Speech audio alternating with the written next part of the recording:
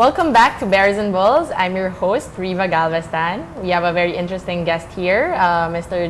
Vincent Sarabia Ong. He's the marketing director for Vincent Sarabia Optical and a writer for Entrepreneur Magazine and the Philippine Star. And he's here to share and continue sharing about inspiring stories for aspiring entrepreneurs.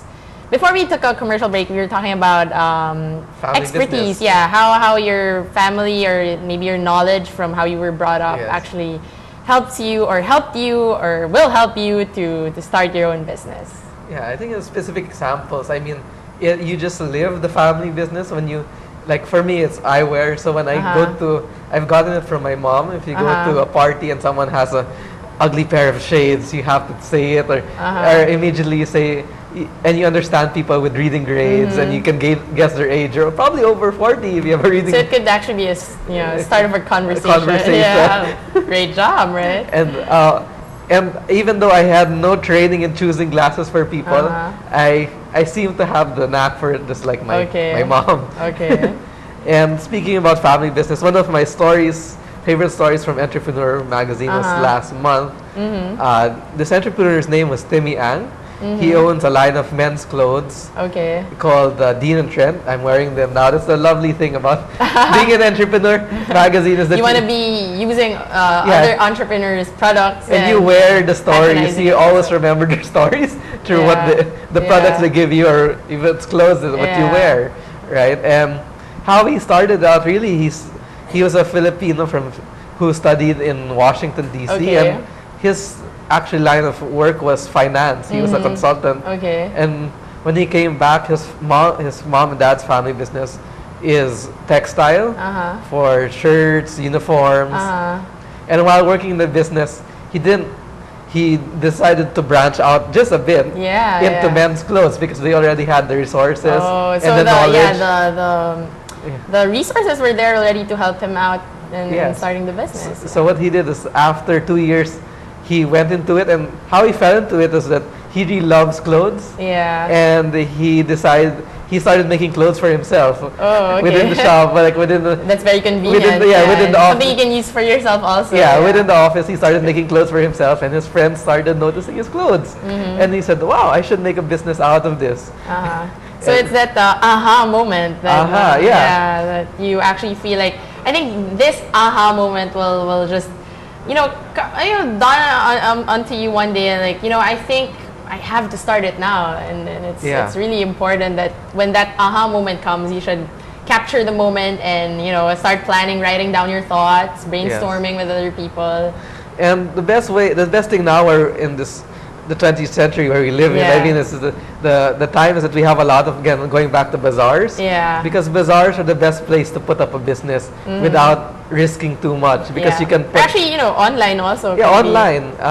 You can put, like Timmy Ang, he put just low capital, maybe 50,000 to 100,000 for clothes, and you can basically have a store. He's progressed from a bazaar, and then he slowly went up to consignment in a mall, big department store, and then he put a store. So you can see what he told me. What the best thing about his experience was that he was able to learn in every step of the way. He said that what you have to do as a starting entrepreneur is make sure that you have to know that you've learned in a certain stage of that process. So if you're in bazaars, the best thing you can do is learn about accounting, inventory, as much as you can. You have to go through it, right? You have to go through it and learn. And once you've mastered that, then you can go to another stage. Then you just. So there's, of course, different levels of progressing. So even though you can't really be impatient and I want to get there right away. Because your business may be booming in the bazaar, but you've not mastered how to handle it.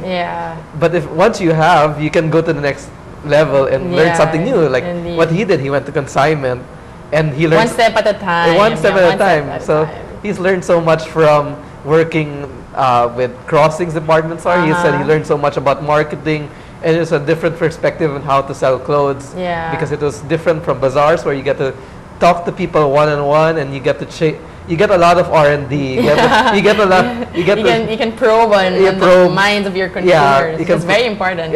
Like you can say, do you like my product, or what was or any There's some interaction happening. Any complaints about my product, and then after he's mastered crossings, he's already gone to Robinson's or Mita and has a store there. Why not? Yeah.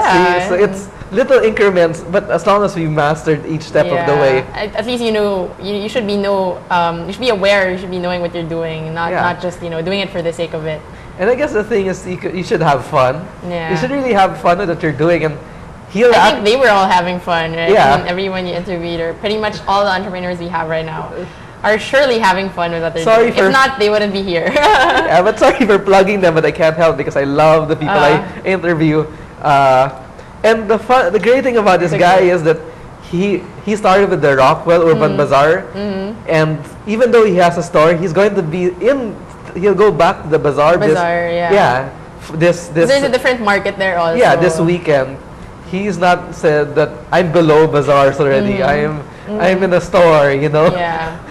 I have a store, I'm a brand. Yeah, let me ask you a question. At what age did these people start? I think they're different ages, right? Because I'm sure, a lot of people right now want to start early and they feel like, is it too early to start a business or should I wait for this time? I think, there's a timing for business, but there's no age limit or there's no minimum or maximum age really. Because it could be 20. As long as you have some sort of capital and inspiration, you so technically, like people you've interviewed or you've encountered aren't really, they're from all ages pretty much. Yeah. But going back to Timmy, he came back to.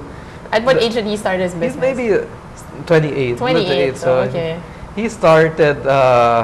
He's going back to the bazaar this weekend because he just wants to have fun. I mean, experience it again. I mean, reminisce. Even though he's already one level higher. Yeah, one level higher. See, it's a fun business, and you're talking about also online, right? So teenagers can have multiply. Multiply, yeah. Just make sure BIR doesn't catch you anytime soon. Kidding. Yes. No. Of course, we want your business to be legitimate also. So even if you're multiply, maybe try to go through all these legal procedures to start your business also. So aside from Dean and Trent, they've also gone online, and that's how they sell their business and multiply, and also a real official site. So I mean a main site. Another one of our interviews is a friend. Her name is Gail and Jen Horn. They're friends. Actually, one is from Ateneo and others from LaSalle. Wow. But I mean they've been friends since grade school till forever, and they decided to go to a business together. What business did they It's called Punch Drunk Panda. It's laptop sleeves. Oh, okay. So bags for your.